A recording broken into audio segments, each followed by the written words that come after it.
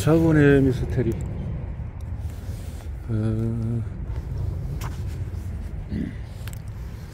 합법적인 체제와 충돌. 19세기 초반에 미국의 재산체제는 혼란한 상태에 빠져 있었다.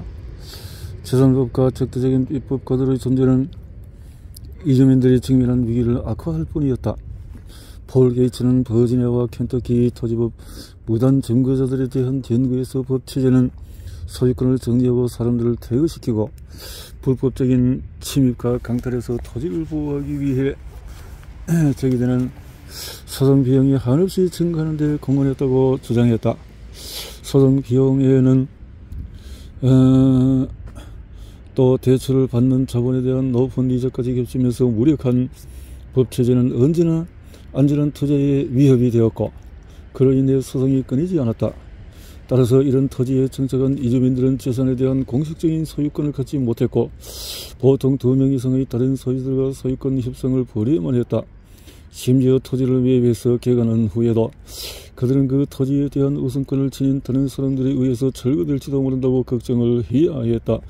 1802년에 켄터키를 여행하던 한 여행자는 집집마다 다른 사람들이 확실한 소유권을 지니고 있는지 궁금하게 여겼다는 사실을 지적했다.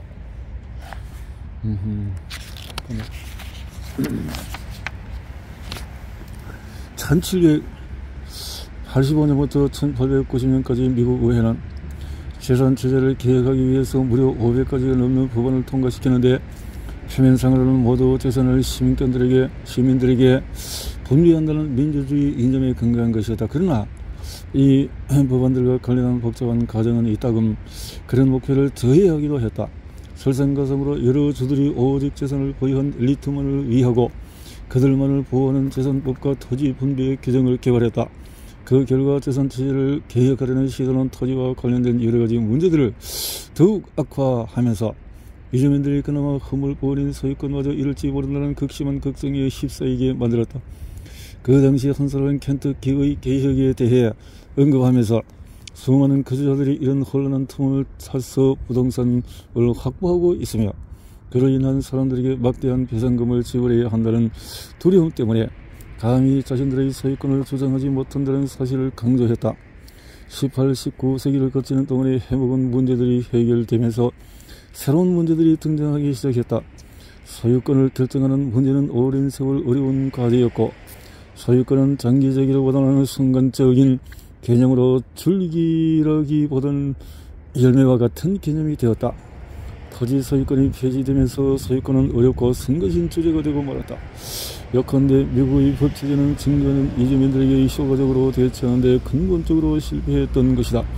1820년에 접어들면서 미국 최초의 재산체제는 극심한 혼란에 빠져들었던 나머지 대법원장 조지프 스토리는 이런 기록까지 남겼다. 아마도 재산법에 대한 수많은 소송들이 모두 마무리되려면 아주 오랜 세월이 흘러야 할 것이다. 그것은 몇몇 외국의 법체제처럼 이상한 방언으로 기록되어 영원히 해독할 수 없는 규범으로 남을 것이다. 미국이 낡은 보수적인 사회가 아니라 합법적인 체제를 갖춘 새로운 국가라는 사실은 대법원장 조지프 스토리에게 역설적인 것이었다. 미국의 법체제는 자신들의 재산권을 보장받고 무단 증거자라는 신분에서 벗어나기를 원하는 정책민들에게 거대한 장벽을 만들어냈다. 그들은 영국의 법과 미국의 전통의 자체적인 상식을 혼합해서 특히 재산에 관계된 측면에서 자신들만의 법을 개발할 수밖에 없었다. 결과로 더욱의 합법적인 경제적인 체제에서 기득권 계층이 등장했다. 미국은 복수법 체제로 분리되었는데 수많은 재산권과 소유권에 대한 규약은 불법적인 법에 의해서 규정이 되었다. 전체적인 합법적인 제도는 법체제의 충실한 이행과 불법적인 규약을 창출하려는 정착민들에게 대한 동정심 사이에서 갈등을 겪었다. 다음에 나오는 토마스 제퍼슨의 연설은 불법적인 규약에 대한 정치들의 모순된 견해를 정확히 지적하고 있다. 이런 불법적인 규약은 그야말로 천차만별이기 때문에 기존의 그 어떤 간수업이나 역행범법에도 그들에게 적용할 수가 없다. 주정부 차원의 노력이라. 주정부 차원의 노력. 미국 정치인들은 몇 가지 선택을 했다. 그들은 끊임없이 불법적인 영역을 억제하거나 아예 무시할 수도 있었고, 마지못해 특허를 내어주거나 불법적인 권리를 옹호할 수도 있었다. 19세기 초반에 60년 동안 미국 전역에 걸친 점유법 확산은 정치인들이 점차 최종 방침을 따랐다는 사실을 암시하고 있다. 점유법이 채택되면서 미국에서는 불법적인 영역이 정치 세력으로 등장했다. 이런 상황에 대한 전환점은 신생지였던 켄터키에서 시작이 되었다. 다른 주들과 마찬가지로 켄터키의 재산 체제도 총체적인 혼란에 빠져 있었다. 켄터키 주지사는 사람들이 요구하는 토지가 전체 토지 면적이 3배를 넘어선다고 불평했다. 폴 게이츠는 이런 사태가 발생한 원인이 1791년과 1820년 사이에 불법적인 지지자들을 위해서 법을 제정한 정치인들 때문이라고 주장했다. 이런 법안들은 미국 성문법의 위대한 형법법이 탄생하는 데 공헌했다. 7년 동안 다른 사람들의 요구가 없고 그 후로 세금을 납부했다면 토지를 개간한 점유자와 개인적으로 토지를 소유한 정착민들의 권리를 인정하고 다른 사람들에게 그의 소유권을 보호해 주었다. 그러나 켄터키 법은 합법적인 체제를 구축하는 데 공헌했다는 측면보다 개척자들의 전체적인 위력을 인정했다는 측면에서 그 의미를 찾을 수가 있다. 결국 이런 불법적인 정착민들이 정치인들에게 압력을 행사하면서 여러 주정부들은 대규모의 불법적인 영역을 척결하려는 미국 대법원의 결정을 거부하기에 이르렀다.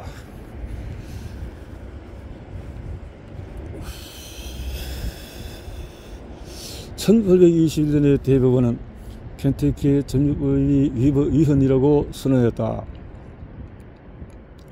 이 소송에는 방대한 토지를 소유한 존 그린의 상속자들과 그린의 토지에 불법적으로 정착한 리처드 비들의 분쟁도 포함되었다. 이 문제의 토지는 원래 버지니아에 속했지만 이제는 켄터키에 속하게 되었다. 그린과 비들의 소송에는 대법원은 영국 간수법의 설리를 바탕으로 확립된 재산 규정을 지적하면서 켄터키의 점유법을 불법으로 간주했다. 이 결정은 전적으로 이미 점유하고 있는 토지에 대한 합법적인 소유권을 가진 사람들에게만 혜택을 주는 것이었다. 법원에 의하면 켄터키 법은 불공정하고 강압적으로 운영되었는데 그 이유는 합법적인 소유주들이 실질적인 토지 경영과 그로 인해서 증대된 가치에 대한 비용이 아닌 자신들의 의사와 상관없이 토지를 증거한 사람들이 개간을 가장해 지출한 비용을 지불해야 했기 때문이다. 1823년 그린과 비들의 소송을 재심한 후에 법원은 점유법이 합법적인 소유주들이 토지 증거자들에게 받은 지대와 수익을 박탈한다는 사실을 강조하면서 앞선 판결을 확정했다. 불법적인 영역 출신의 지지세를 키워가는 정치인들은 비들을 켄터키 주민들에게 가장 치명적이고 위험한 결과를 가져온 인물이라고 비난했다. 대법원은 급속도로 팽창하는 미국의 미개척지대에서 형성되고 있는 새로운 정치적인 현실을 감지하지 못할 수도 있었지만 서부의 정치인들은 그저 창밖을 내다보기만 해도 급변하는 상황을 볼 수가 있었다.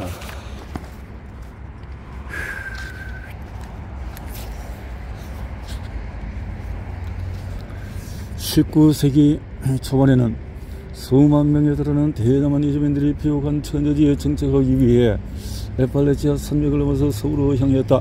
그 당시 미국의 인구는 20년마다 2배씩 증가하고 있었다. 1620년에 영국이 점령한 북아메리카에는 정착민들이 약 5,000명 정도에 불과했다. 그러나 1860년에는 그 수가 무려 3천만 명을 넘어섰고 더욱이 미국 인구의 50%를 에팔레치아 산맥 서부에 거주하고 있었다. 이 이주민들은 법원에서 자신들의 처소권을 인정해 주기를 원했다. 따라서 대법원이 그린파 비들의 소송에 내린 판결에 대한 정치적인 사회적인 발발은 불법적인 영역에서 크나큰 승리였다. 그들은 이내 공격적인 태도를 취하기 시작했다. 수많은 정치인들과 지역 신문들은 이제 미국 대법원을 악당으로 간주하고 있었다. 한 지역 신문은 비거주자들과 이방인들의 권리를 절멸하려는 법원이 반역행위를 한다는 내용을 언급했다. 법원의 건의에 대한 저항이 한창 격렬하던 시기에 켄터키 유력 인사 리처드 존슨은 상원에서 발표한 연설을 통해서 그 결정은 켄터키에서 신중하게 마련한 정책을 전복시킬 수 있으며, 만약에 실제로 벌여된다면 오랜 세월 논란이 끊이지 않던 지역에서 수많은 소송이 제기되어 그동안 존중되던 부동산 체제에 엄청난 혼란이 빠지게 되는 치명적인 결과를 처리할 것이라고 주장했다.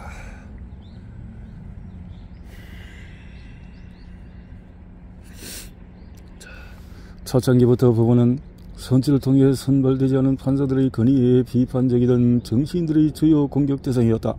그러나 이례적인 사건들을 겪으면서 켄터키 법관들도 대법원의 결정에 반발했다.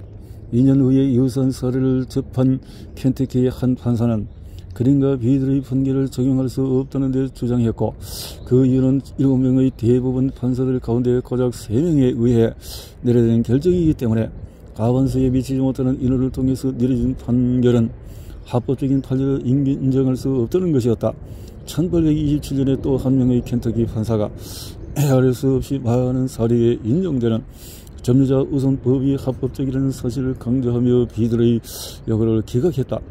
그린과 비들의 소송에 대한 논쟁이 격렬하던 시기에 서부의 정치인들과 전국의 민주동원들은 점차 증가하는 무단 증거자들의 지지자들을 전혀다른 시각에서 바라보기 시작했다.